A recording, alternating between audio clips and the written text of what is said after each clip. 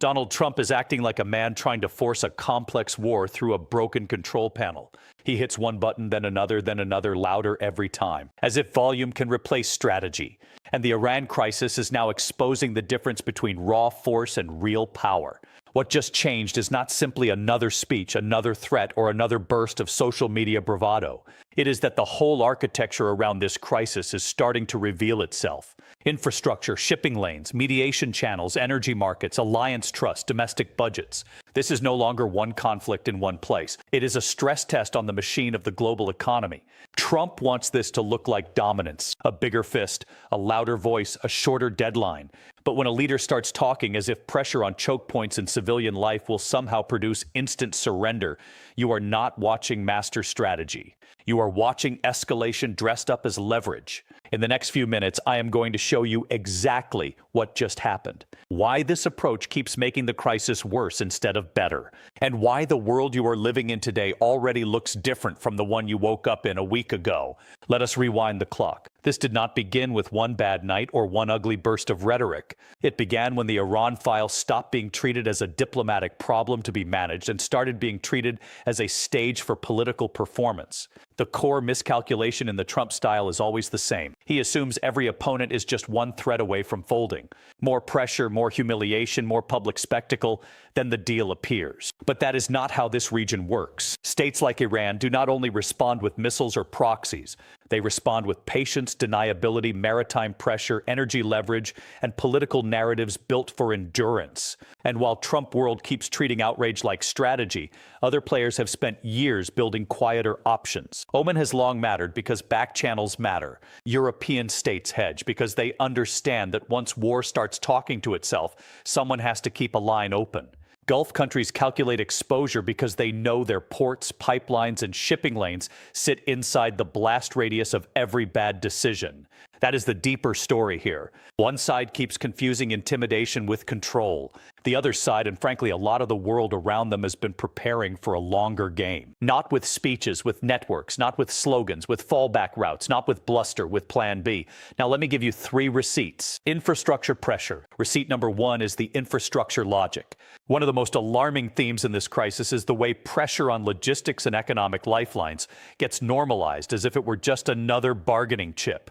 Officially, the language is usually deterrence, degrading capacity, forcing a deal, restoring credibility.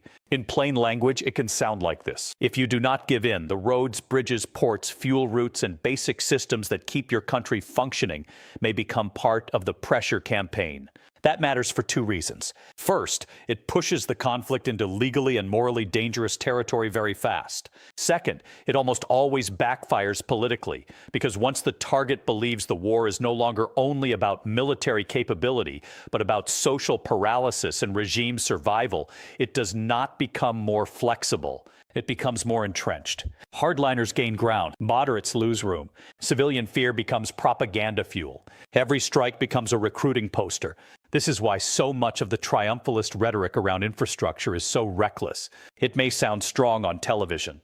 It may feel satisfying to people who think war is a scoreboard. But from a strategic standpoint, it is often a confession that the clean military solution is not arriving. So the pressure spreads outward. You can call it coercion. Much of the world will hear collective punishment. And once that perception hardens, diplomatic space shrinks even further.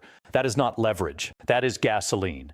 Collapse of mediation. Receipt number 2 is the disappearance of mediators. One of the oldest truths in conflict management is that wars do not end just because one side talks tougher. They end because somebody somewhere can still carry messages between enemies who hate each other. That is why the quiet channels matter so much. Oman matters. European intermediaries matter. Regional governments with enough credibility to talk to both sides matter. Even informal envoys matter. And here is the problem. In every crisis like this, the people and channels most capable of carrying an off-ramp tend to get sidelined, discredited, politically poisoned, or overtaken by events. Officially, leaders will still say they are open to diplomacy. In plain language, they keep torching the ladders that would let them climb down. If your entire approach tells the other side that negotiation is just surrender with paperwork, then eventually nobody serious will stick their neck out to mediate. I want you to notice how dangerous that is. Because once possible interlocutors disappear, escalation becomes the default setting. The war begins to feed itself. Military planners replace diplomats. Timelines replace trust. Public posturing replaces private bargaining. That is when miscalculation becomes more likely than compromise. You do not get peace by humiliating every possible messenger. You do not build a settlement by burning the bridge to settlement. Receipt number 3 is the choke point. Hormuz risk. The Strait of Hormuz is not just a narrow piece of water on a map. It is one of the pressure valves of the world economy. You do not need a total shutdown for it to matter. You only need credible risk. Risk of mines, risk of seizures, risk of drones, risk of retaliation.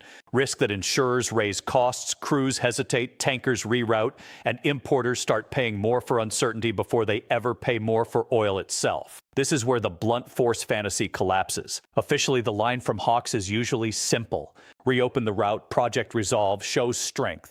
In plain language, they talk as if a sea lane can be forced back to normal by attitude. It cannot. Markets are not moved by chest thumping. They are moved by probabilities. And when one of the world's most important energy choke points sits inside a live confrontation, the price ripple spreads outward fast. If you live in the United States, Europe, or Asia, this reaches you whether you follow Middle East politics or not. Shipping costs, fuel prices, insurance, inflation expectations, input costs for agriculture and manufacturing. The market does not wait for a formal announcement of catastrophe. It prices fear early. That is why allied hesitation around maximalist rhetoric is not cowardice. It is realism. You cannot tweet a straight open. If this story is connecting dots you have not seen assembled anywhere else, you are already ahead of most people watching this unfold. Hit subscribe right now. This is moving faster than any single outlet can track, and you need to be here when the next piece drops. Now, here is the contrast at the center of all this. Most leaders, when a crisis explodes, either panic publicly or try to look strong publicly. Strategy versus spectacle. Real strategists do something else. They build options quietly. The strategist in this story is not one perfect hero. It is the network of states, institutions, traders, and diplomats who understand that survival in a fracture zone comes from redundancy. They do not make everything about ego. They do not confuse volume with leverage. They do not assume that every problem can be solved by one more threat. They open back channels. They hedge supply routes. They coordinate maritime risk. They diversify energy sources. They harden infrastructure. They prepare the legal and financial plumbing for a world in which Washington may be loud, but not always dependable. Meanwhile, Trump keeps reverting to the same playbook. Personal grievance, public pressure, short deadlines, spectacle, the politics of humiliation. Even in moments of genuine geopolitical danger, he has a habit of dragging attention back toward himself, his feuds, his toughness, his image. While he obsesses over domination, everyone else is building the bypass. And that is the real lesson. You do not beat instability by performing more instability. You do not outsmart a regional crisis by making yourself the most emotionally volatile variable inside it. You do not fight a bully by matching the noise. You make the noise less central to the system. So what does this actually mean for you? It means that even if you never think about Iran, the Strait of Hormuz, or Gulf diplomacy, you are still inside the blast radius. If you drive, fuel matters. If you buy groceries, transport and fertilizer matter. If you work in logistics, manufacturing, aviation, or shipping, insurance and route disruption matter. If you invest, energy shocks and inflation expectations matter. If you live in a country already struggling with cost of living pressure, another geopolitical jolt lands directly on your household budget. It also means politics at home can get uglier fast. Every external crisis becomes an excuse to pour more money into military posture while telling ordinary people that childcare, healthcare, housing, and basic social investment must wait. We are told there is always enough for escalation and never enough for stability. That trade-off is not abstract. It shows up in budgets, in interest rates, in public services, and in whose pain gets treated as urgent. And here is the part many people miss. Once companies, governments, and shipping networks restructure around a new risk map, they do not simply snap back because the headlines cool down. Once a supply chain moves, jobs move. Once capital builds alternative routes, those routes become habits. Once allies learn they need insurance against American volatility, they do not unlearn that lesson. The detour becomes the road. 3 scenarios. So where does this go next?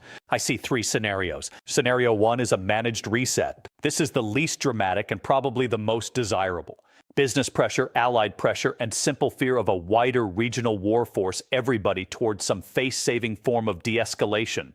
The rhetoric cools, quiet intermediaries regain relevance. Maritime risk drops enough for markets to breathe. Maybe there is no grand peace. Maybe there is only a temporary framework, a limited understanding, a practical pause. But even in that best case, the structural changes remain. The hedges stay. The backup channels stay. The trust does not magically return. Scenario 2 is domino realignment. This is where middle powers decide they are done, waiting for Washington to behave like the unquestioned center of the system. They start copying the bypass logic. More regional diplomacy without America at the center. More energy and shipping coordination designed to reduce exposure to one volatile political actor. More legal, financial, and technological workarounds. In that world, the United States is still huge, still powerful, still unavoidable. But it is no longer the unquestioned axis. It becomes one major node in a more distributed network. Still big, less obeyed. Scenario 3 is the spiral. This is the scenario nobody wants to name out loud. More pressure on infrastructure, more proxy attacks, more maritime incidents, a misread signal in the Gulf, a retaliation cycle nobody can fully control. Oil spikes hard. Inflation returns. Europe gets squeezed. Asia gets nervous. Russia benefits from distraction and higher energy stress. China studies the fracture. Ukraine slips further from the front page. Domestic politics in the United States gets even more militarized and even more angry. In that scenario, everybody says they want to avoid regional war right up until they have built one by increments. And that is why this moment matters so much. Because even if Trump disappeared from the scene tomorrow, the lesson has already been learned by allies, adversaries, and markets alike. Never put all of your strategic eggs in one basket. Never assume the loudest power is also the steadiest power. Once alternatives are built, they do not vanish. They become the new normal. Trump did not invent every weakness in this system, but he is very good at exposing them, accelerating them, and calling the wreckage strength. The question now is whether he has actually restored deterrence or whether he has taught the world to rout around Washington faster than ever before. So I want to hear from you. Did Trump dismantle American leverage, or did American leverage start dismantling itself the moment it became a vehicle for impulse and spectacle? Is this smart self-peep protection by allies and middle powers, or the beginning of a more dangerous fragmentation? And if a leader keeps treating global order like a personal stage, how long before the rest of the world starts building a different theater? Drop your answer in the comments. I read every single one. Subscribe, because the next chapter, from Hormuz to markets to the diplomacy happening behind the cameras, is coming fast. This story is not slowing down. Do not look away. This content is commentary and analysis for formational purposes only. It does not constitute financial, legal, or geopolitical advice. Now, consult qualified experts before making decisions.